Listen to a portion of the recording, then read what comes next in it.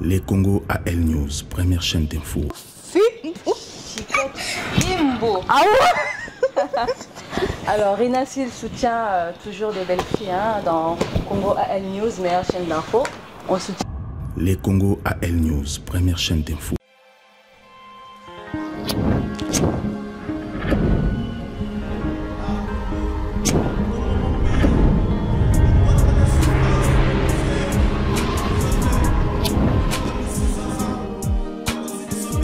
Bonsoir, bienvenue à l'émission dans les Congo. Les Congo, c'est l'émission européenne qui soutient la République démocratique du Congo, la diaspora, et aussi la diaspora, la République démocratique du Congo.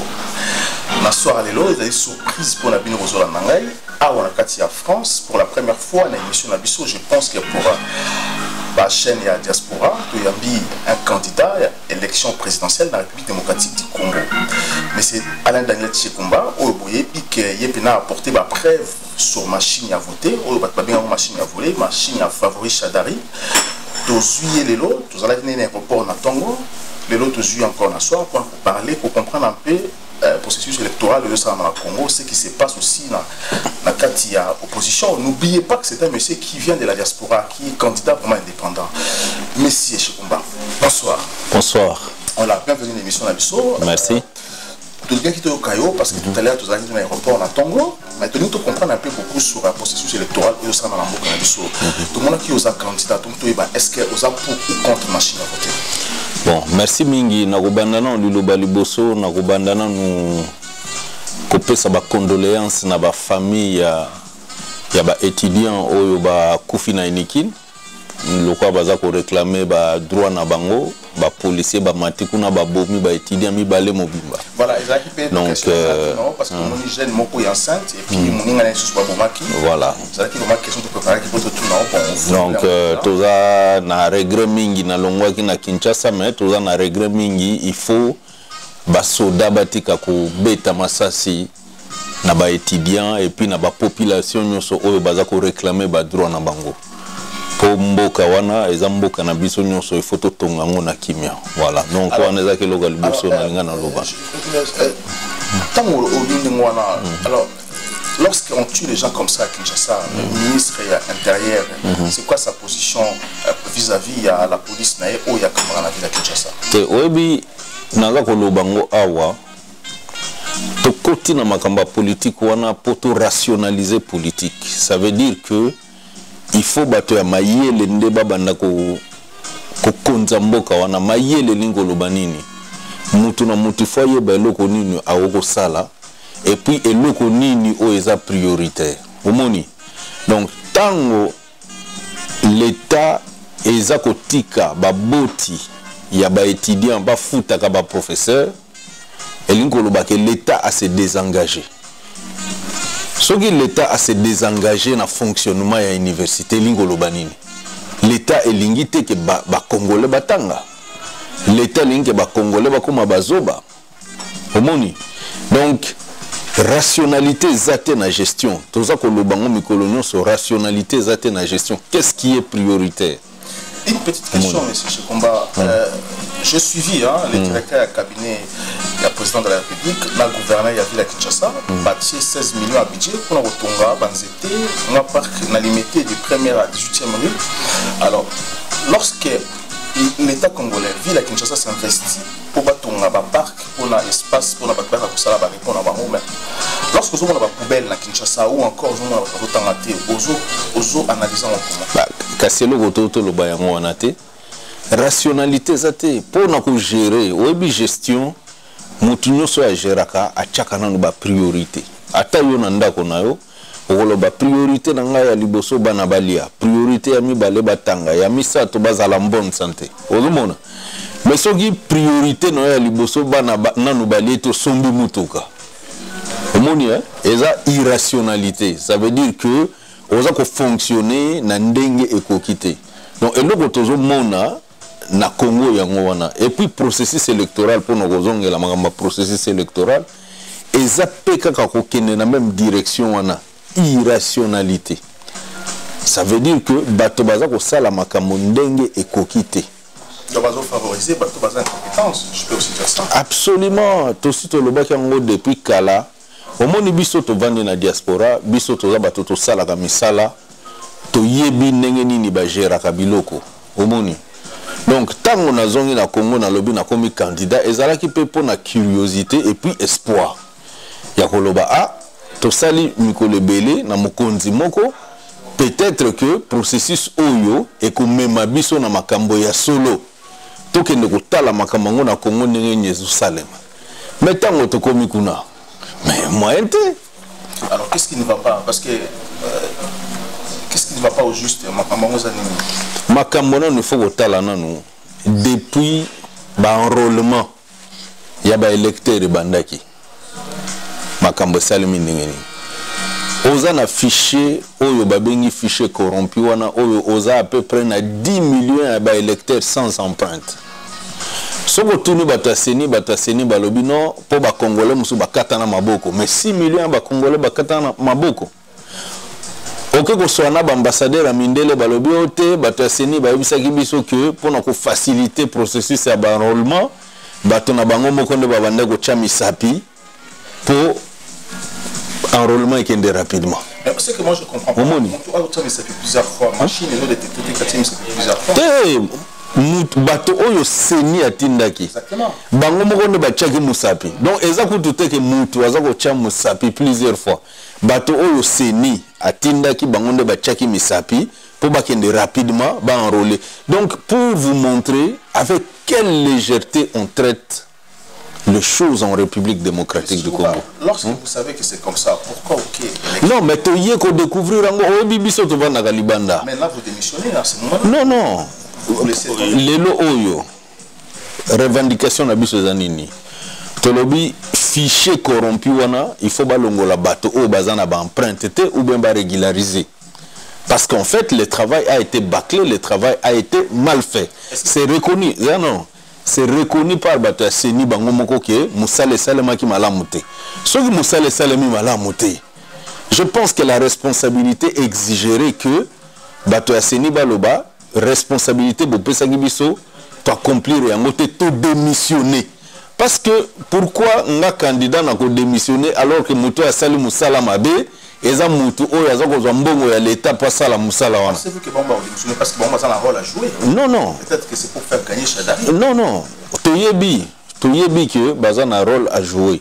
Il y a un monde qui exposer bango. Il faut expliquer ba Congolais makambo ndenge ça. 1.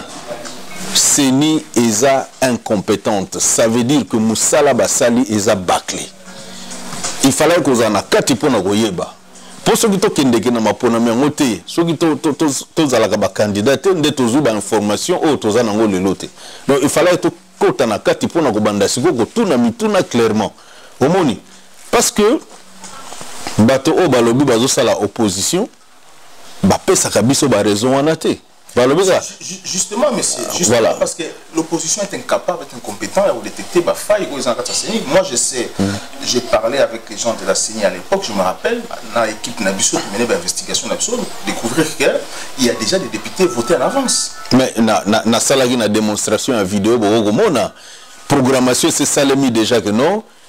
Obi eloko susu ezagutu mabeko leka. Machine ndengo zomona ngwana eza na molimo te molimo ezotamba na poche moto. Ça veut dire système d'exploitation ou la machine et ça na flash disk. Ba données ya ba candidat na ya ba élection et ça na clé USB. Ça veut dire que les lots ceux qui ba longoli biloko wana beaucoup monde solo ko mogote. Ceux qui ba check chez Komba mutako député na circonscription telle. Donc quel que soit n'engue beaucoup voter nega na l'accès qui na vidéo na chez Komba ko bima. Ceux qui ba voya chez Komba ko ki aller ba tomsu ba ko mobima. Donc système de tricherie et bandaki déjà na ba enrôlement parce que tango boza ko koloba que non il faut enrôler ba ton empreinte digitale mais bondimi mutu oyo bino moko seni botindi achaka misapi na ye pour tout le monde. L'opposition ne va rien.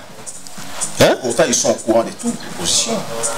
Baza membre aussi na bureau CENI, il y a quelques partis bazo siéger na kata CENI aussi. Ba yebi oyebi eloko ngana za kolobeza nini ezaka neti cop hein toyokani yo rosala ba erreur ngana ko exploiter ba erreur wana na simango to bloquer processus pour ba na dialogue. Voilà omoni donc bino bato ya majorité bokosala ba erreur boyebisi biso ba erreur bino bosalaki to dénoncer yango na nsima ngo toke na dialogue to continuer ko gérer pouvoir sans que consulter population. Mais ce n'est pas la raison c'est laquelle lelo oyo biso ba indépendante koti na kata processus wana parce que to kende ki te kuna pona ko soi-disant que nous avons sa population ou bien qu'on kota na baje wana. Voilà, mais si je peux battre pour marquer poste juste. Voilà. Les Congo AL News. Les Congo AL News, meilleure chaîne d'info.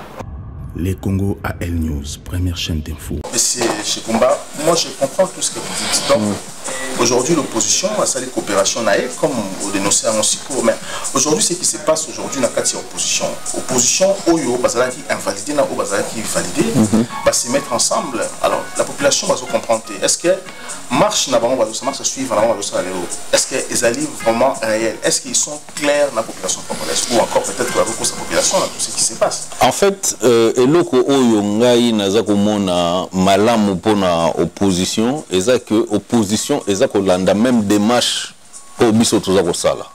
Ça veut dire que lelo auto découvrir que Seigneur salage musana ngo malamu te, fichier wana eza corrompu, machine eza préparée pour nous faire gagner bato moko boye, opposition toza na nzela moko siko to lobby, il faut to longola fichier corrompu et puis il faut to longola machine à voter. Omoni, ça c'est une démarche pour laquelle nous sommes d'accord.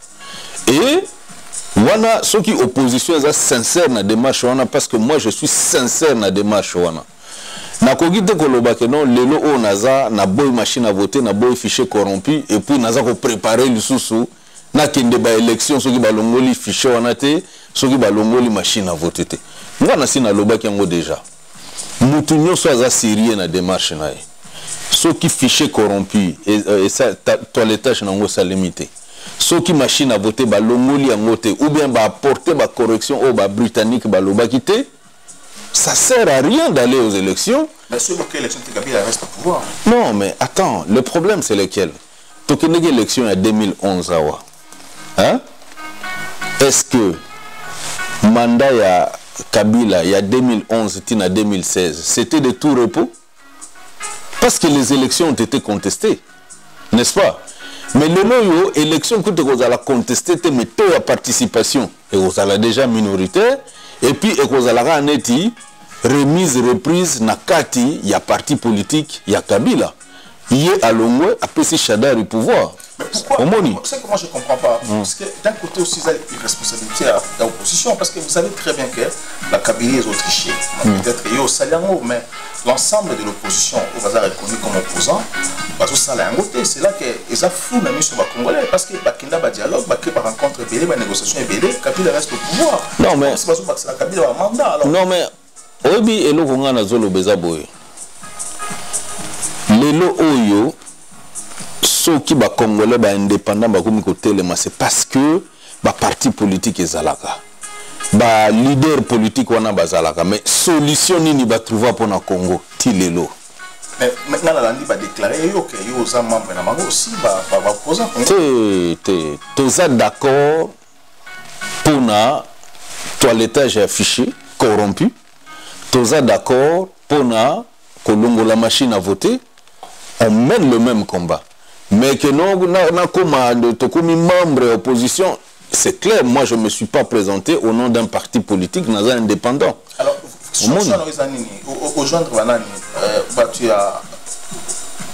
parce qu'il y a Genève, Genève et Kabouani en deux parties, Rock Batikali, UNC. Alors, il y a côté à Fayou, et puis Matunguru, ou bien il y a Félix Tshisekedi, et puis Tita Kamel. Na français, hein? Moi je milite pour la rationalisation du débat politique. Pour ceux qui débat politique et la rationalité, même gestion cause à la rationalité. Je l'ai toujours dit. Dès le début, opposition et le baka que fichiers a corrompu et puis machine à voter, za machine à voler.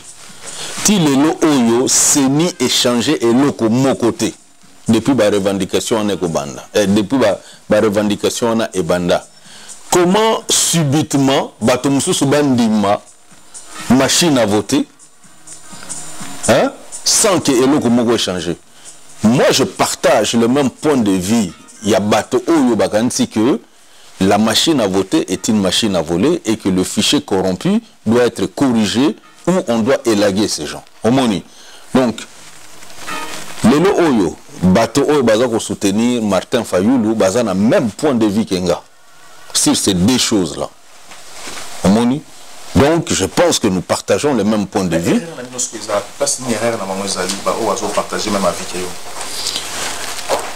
Erreur, bon, Naougo le bâti erreur. Quelque part, ces gens qui sont dans l'opposition partagent l'échec du pouvoir actuel. Omoni, parce que ils ont participé dans les institutions. Basi ba sala na batowana.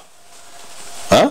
Yolo oyo ba mususu baza ba députés nationaux, ba mususu baza ba sénateurs, ba mususu on comprendre. Donc c'est là où je dis on n'est pas de la même école. On est d'accord que maintenant il faut rationaliser la gestion de l'État, maintenant il faut avoir des élections crédibles et transparentes, mais cela ne nous dégage pas de notre responsabilité passée dans la gestion de l'État. C'est ce combat. Oui. Oui, en France. Oui, pour ça, aujourd'hui. Naza na masolo, naza candidat président de la République. Pour rencontrer peut-être Baninga sous opposition. Naza qui invitation officielle ya Baninga ya opposition. Donc awa naye awa pona ngamoko naza na masolo, ba base na ngai, ba congolais à diaspora. Il faut expliquer bango processus électoral nini eza koleka et puis il faut expliquer à la diaspora qu'il faut tout sangana pour tout changer makamona Congo parce qu'en fait pendant que les politiciens sont en train de jouer c'est la diaspora qui paye le frais. Est-ce que vous avez dit que bien je suis Marambozo mais l'opposition à plusieurs reprises par exemple pour ça diaspora soutenir Bango. Mais lorsque diaspora est pour battre la négociation à table basse sur leur calme, opposition limitée, il faut toujours s'en servir la population. Et puis aujourd'hui, la diaspora, alors lorsque maintenant, aujourd'hui, la diaspora va soutenir, est-ce que c'est pour aller donner ça encore à cette opposition ou pas? Mais on peut être d'accord sur une chose, mais on n'est pas d'accord sur tout. On est d'accord sur le fait que Bango bandimi lelo oyo que ba Congolais bazwa élection crédible et transparente. C'est notre combat. Mais nous allons au-delà de ces combats-là. Au-delà de ces combats-là, c'est la rationalisation de la gestion de l'État. Rationalisation et gestion de l'État, wanande to monakité na ba exercice oyo bango basalaki. On le comprend. Et j'insiste sur le fait que pendant que bato bazako gérer mboka bazako tchaba mbongo na ba poche na bango, c'est la diaspora qui paye le prix. Sokotali, bambongo ya Western Union no biso bato diaspora to tinda kana Congo, to tinda ngo pourquoi? Parce que bato msu bazako za bambongo bazo tchana ba poche na bango, mais nous devons faire vivre nos familles qui sont restées là-bas. Et cela ne monte pas d'aujourd'hui. Ça monte de tout donc bato nyoso wana oyo lelo ba okoloba non toza ba opposant toza ba mais baza na responsabilité na échec wana. Voilà. Voilà, monsieur Chegomba, question sur bulletin Oyo. Mais avant le bulletin awa. Voilà, avant la tournoi yango na linga na question mon poste sur réaction ya UNC na UDPS makambo salami na Genève. Des engagements il y a UDPS et puis UNC eux étant que candidat présidentiel aussi politicien analyse notre procès là-dessus sur pensée na yo. En fait, moi je pense que quand on veut diriger les gens on doit avoir de la personnalité et puis on doit être visionnaire. On moni, ceux qui osent engagement, il y a qu'au signer, au signer. Ceux qui au sepelina et l'oko va proposer, il y a qu'au signer. Moukolona kende ça la restitution, il y a visite nangana Seni, il y avait à peu près 15 candidats présidents avec leurs représentants. Ba signer qui mukanda moko boye pour nous contester contre l'utilisation des biens de l'État par les candidats Chadari. Omoni. Nazala ki wana ba présenter nga mukanda na signété. Na signété parce que naza na personnalité nanga et puis na yebisi bango que non, ça c'est perdre du temps, to yebi ke et couper c'est le comme côté. Si on est contre, appelons la population appelons la population pour que nous puissions travailler ensemble, va contraindre Shadari à utiliser les moyens à l'État. Donc, mais j'ai usé de ma liberté et de mon indépendance. Je pense que, comment dirais-je, président Félix, na président Kamere, il fallait qu'il ait suffisamment na personnalité à Kolobake et l'autre pour proposer biso oyo to boyango. Parce que quand on s'engage une fois. Au moni, quand on est moi si à l'autre té. Balobi bima na Sodome et Gomorrhe, obimi na Sodome et Gomorrhe na sima ngomi kota la sima. Okoma nini, okoma mungwa. Eza boete. Hein? Donc, soko beko bima na Sodome et Gomorrhe, otikali na Sodome et Gomorrhe. Soko ndimi ko bima, obimi me kota la sima. C'est ça qu'on appelle un leader. Un leader regarde de l'avant. Et il sait quand il signe et il avance. On vous raconte sur cette histoire de base. Ah, base est toujours nécessaire, mais ce qui va bien en base, c'est qu'il y a le sommet, non? Les points les plus élevés, na triangle les aganines, sommet. Et les points, on dit, qui contrôle le sommet contrôle la base. Si vous avez sommet, vous avez contrôler la base. Au moni. La base nous donne ou à Pessi Bango autorisation à gérer Bango. Ça veut dire qu'ils engagent la base. Merci beaucoup. Tu as marqué encore. Je dois venir juste après. Les Congo AL News, première chaîne d'info. Mais c'est chez Combat, tu as vraiment dans le Bango parce que surtout dans le document Oyo, on a été ceux qui ont émis document Oyo. Ah, oh, bulletin de vote, il y a machine à voter. Voilà, bulletin de vote. Alors moi, par grande surprise, bulletin où est salami, ils ont un bulletin prévu que pour 2018. Mais par surprise, dans mon et l'on est c'est que au moins l'on y tangi combo pour nga na wa reconnaître parce que c'est flou hein parce que mon abonné bien té na mon bilongo nous za mwindo awa ba éviter bon na mon longa c'est que parce que na tangi combo na c'est que wa mwindo. Alors pourquoi la bulletin oyo il faut y apparaître et l'on a alors qu'il n'est pas candidat oyo eza ba test hein o seni aza kocha mais eloko eza mabe na bulletin oyo 1 on reconnaître longi ya mututé. Hein? Si c'est vraiment ils ont noir blanc non parce qu'il est voilà. Comme ça noir blanc en chrysaté. Donc il est fort possible aussi qu'il joue à vote B comme moi tout le monde a la bien tête. Bah attaque de ce que comme mon ani quand on tout ça une démonstration au moins eloko oyo naza ko laksa na cia eloko oyo eza na ba information ya candidat eloko oyo ne machine ko tanga pour epesa résultat. Mais yo romona ngoboyo okotanga ngona miso te ba kocha photo ya Tshisekedi kombo na emenzo kande na salagi démonstration basi ba information mutu mususu.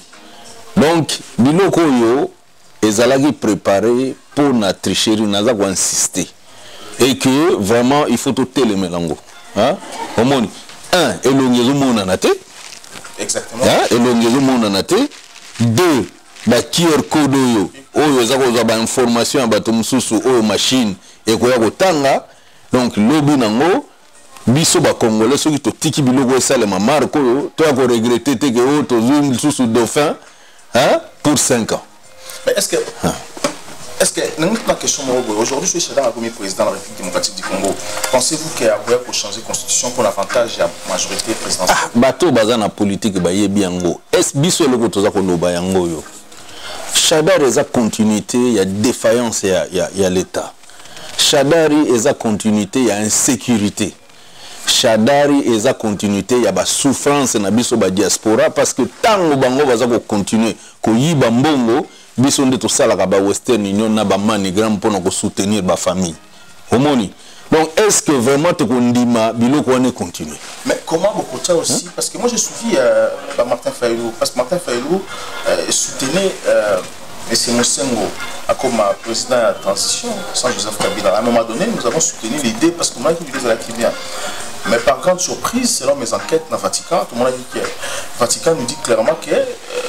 Mosengo a commis déjà fatigué, il a beaucoup travaillé et ça serait difficile pour lui à avoir l'engagement pour gérer la République démocratique du Congo. Le cardinal Monsengo, on a bandé pour ça la pression à Congo pour Kabila Kende, ça n'a pas marché plusieurs fois. Mais aujourd'hui, lorsqu'on arrive en face des élections, on dit qu'il faut une transition courte durée de 2-3 ans pour créer une élection sur l'eau. Mais comment peut-on aujourd'hui, maintenant, pour Bengala Kabila, pour mettre ça en place? C'est l'opposition, l'autre opposition des côtés rock, ils ont rock, Nani Azakolobake, il faut une transition de 2 à 3 ans. Une transition de 2 à 3 ans, pourquoi faire? Ça ne s'explique pas. Parce qu'en fait, les lots Oyo et l'Oko Salema qui m'abeille en Oyo, tous en a 10 millions, il y a enrôlé sans empreinte. Ça veut dire que bato Oyo, que ça là que Moutoutel a gagné ou bien Moutoutel a gagné. Si il faut vraiment faire quelque chose, il faut régulariser ça. N'est-ce pas? Ou bien il faut les irradier.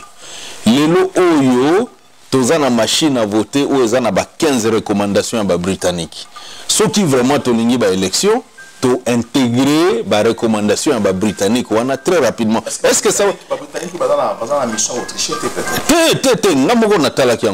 puis on peut ça n'importe quel informaticien Britannique va impression à QR code. Parce que l'Angleterre va voter la machine. Va voter la machine mais non, bango te va pesa biso ba machine. Balobi bango bazu ba machine et que bango ba yako sal sa République démocratique du Congo pour le quoi tous to dépenser mbongo pour mbongo wana eza mbongo ya peuple congolais omoni ouais mbongo wana eza mbongo ya ba peuple congolais donc ba machine wana soko tali ba prix nango eza peut-être ba 400 millions de dollars soko 400 millions de dollars wana e ko baka ma marque wana omoni non lorsque va 400 millions est-ce que opposition so qui tant au moins pour vérifier ba prix vraiment mais machine wana attends ndenge za tozoloba mais bato ya opposition bazana kati wana seni eza constitué ndenge nini seni eza constitué na 13 personnes omoni 6 personnes à majorité présidentielle au bauti na parlement 4 personnes y a opposition au ezalaka na parlement ozana UDPS ozana MLC ozana UNC omoni ba membre na bango ba mususu na ebité mais oyonga na ebi ezawana et puis 3 personnes eza ba confession religieuse et société civile donc confession religieuse association ya ba droit ya ba femme et ainsi de suite donc lelo oyo kotuna que ce qui opposition qui ne go vérifier mais go vérifier tenengeni parce que les décisions se prennent de façon consensuelle na kati ya bureau ya CENI ça veut dire que ba yebi Bayebi que ça a coûté trop cher aux Congolais. Moi, j'insiste sur le fait que c'est un jeu. On joue avec la population congolaise. Bino Bogosa la erreur. Biso to démontrer que erreur est ça. To bloquer le processus. To que dialogue. Voilà, peut-être un dernier mot pour clore l'émission. Dernier mot est aboyé. Il ne faut pas que les Congolais bakanisa que politique ya Congo et zakaka na maboko ya ba politiciens parce qu'en fait depuis ba politiciens on a ba banda ko ça la politique solution moko ezwa mate diaspora mutu eza ko futa ba facture ça je dis il faut le loyo diaspora na bato o toza na bango na Kinshasa to sangana to telema pour to changer makambo na mboka na biso na Tunisie ba politiciens te mutu ba bengana ka Ben Ali omoni na nini na Égypte ba politicien te mutu ba bengana ka Ben Ali population mutu lembaki population mutu telemaki population mutu changeaki makambo même na Burkina Faso alors ceux qui te le bizarre que non lelo oyo toza simatel bino bozo mona ga ne makambo zo leka po il fallait qu'il na koma na kini lelo pour la revendication ou l'opposition pourquoi bazaki contre machine à voter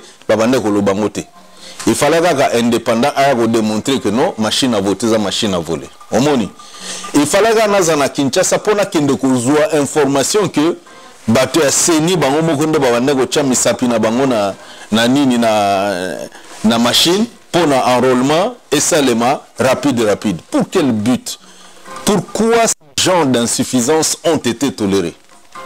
Donc moi je pense que la population doit réellement se réorganiser, s'organiser pour avoir sa liberté.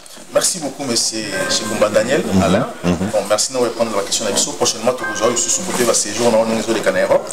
Merci encore à l'équipe technique, la Monimba, la organisation Kakeni Mangala, Marion sur la caméra. Merci à Oazo Nara, surtout pour partager cette émission. N'oubliez pas, surtout, cliquez sur abonnez-vous.